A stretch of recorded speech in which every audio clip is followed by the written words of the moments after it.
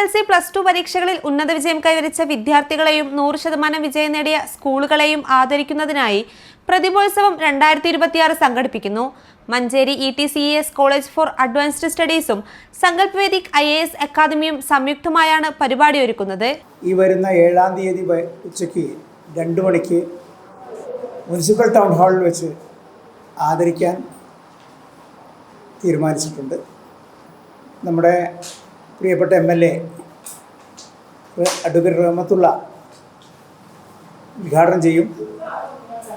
അതായത് IAS സ്വപ്നങ്ങൾ പൂവണിക്കാൻ എന്ന ശീർഷകത്തിലാണ് നമ്മൾ ആ ക്ലാസ് സംഘടിപ്പിച്ചിട്ടുള്ളത്.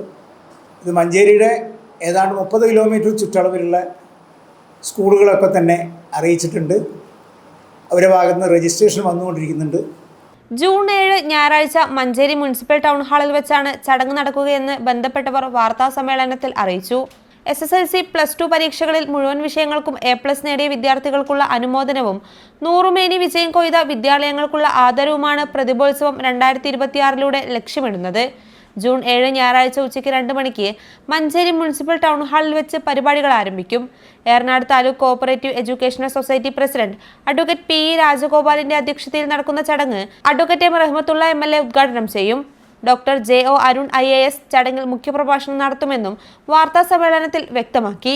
അനുമോദന ചടങ്ങിനൊപ്പം സിവിൽ സർവീസ് പരീക്ഷ എഴുതാൻ ആഗ്രഹിക്കുന്ന വിദ്യാർത്ഥികൾക്കായി പ്രത്യേക മോട്ടിവേഷൻ ക്ലാസും ഒരുക്കിയിട്ടുണ്ട്.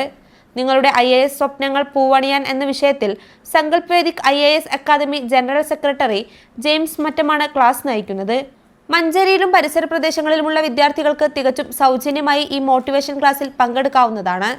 താൽപ്പര്യമുള്ളവർ മുൻകൂട്ടി രജിസ്റ്റർ ചെയ്യണമെന്നും വാർത്താ സമ്മേളനത്തിൽ ബന്ധപ്പെട്ടവർ പറഞ്ഞു.